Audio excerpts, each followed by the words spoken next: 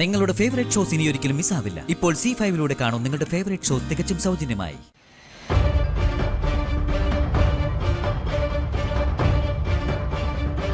ഒരു ഭഗീരഥ പ്രയത്നം ഒഴിഞ്ഞു. എന്തായാലും പാർവതി എനിക്കൊപ്പം വരാമെന്ന് സമ്മതിച്ചല്ലോ. അവൾക്കൊപ്പം ഞാൻ പോലും പ്രതീക്ഷിക്കാതെ വിശാലം വരാൻ തയ്യാറായി. അത് നന്നായി. പാർവതിക്കൊപ്പം തന്നെ അവന്റെ കാര്യത്തിൽ ഒരു തീരുമാനം ഉണ്ടാവുമല്ലോ. രണ്ടുപേരെയും കൂട്ടി ആത്മാനന്ദ സ്വാമിയുടെ മുന്നിലെത്തിയാൽ ബാക്കിയെല്ലാം സ്വാമിജി നിറവേറ്റിത്തരും.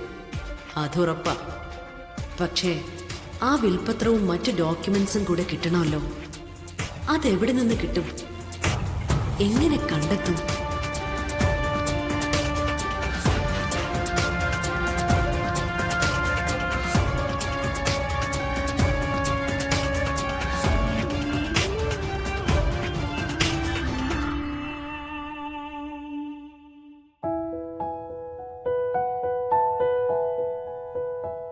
അമ്മേ,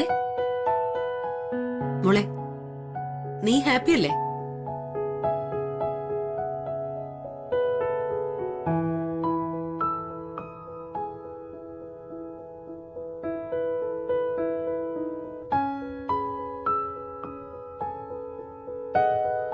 അമ്മേ, അമ്മ എന്താ എന്നെ ശ്രീശങ്കര യാഗത്തിന് കൂട്ടിക്കൊണ്ടു പോവാത്തത്? ഞാനല്ലേ അമ്മയോടൊപ്പം വരേണ്ടത്? ഇവിടെ എന്റെ കുഞ്ഞിന്റെ കളിച്ചിരി ഒച്ചകളല്ലേ ആദ്യം കേൾക്കേണ്ടത്.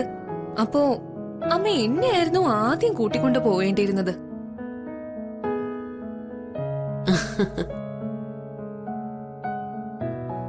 അതിന് പകരം ചീട്ടെഴുതിയിട്ടും ആളെ കണ്ടെത്തിയിരിക്കുന്നു.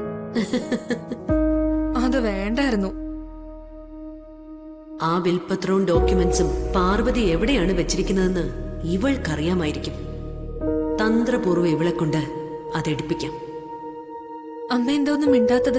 ആഹാ, ആ യാഗത്തിന്റെ ഐശ്വര്യം എനിക്കും എന്റെ കുഞ്ഞിനും കിട്ടണമെന്ന് അമ്മയ്ക്ക് ആഗ്രഹമില്ലേ? കൊള്ളാം. ഞാനത് ആഗ്രഹിക്കാതിരിക്കോ മോളെ? യാഗത്തിൽ നിന്ന് കിട്ടുന്നതിനേക്കാൾ വലിയ ഭാഗ്യവും ഐശ്വര്യവും നിനക്കുണ്ടാവണമെന്നാ എന്റെ ചിന്ത. അതെങ്ങനെ കിട്ടും മോളെ? അതിനൊരു മാർഗമുണ്ട്.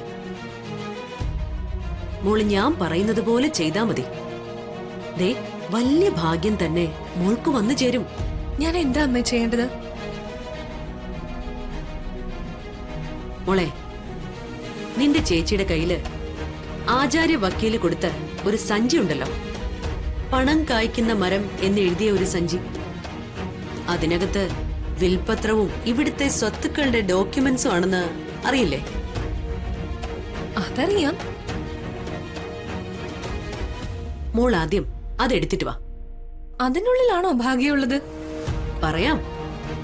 ആ, ആദ്യം ഞാൻ പറഞ്ഞത് പല്ലവി അനുസരിക്കും. വേഗം പോയി അതെടുത്തിട്ട് വാ. അമ്മയുടെ പൊന്നല്ലേ, ചെല്ലും മോളെ. ശരി അമ്മ, ഞാൻ പോയി അതിപ്പോ എടുത്തിട്ട് വരാം.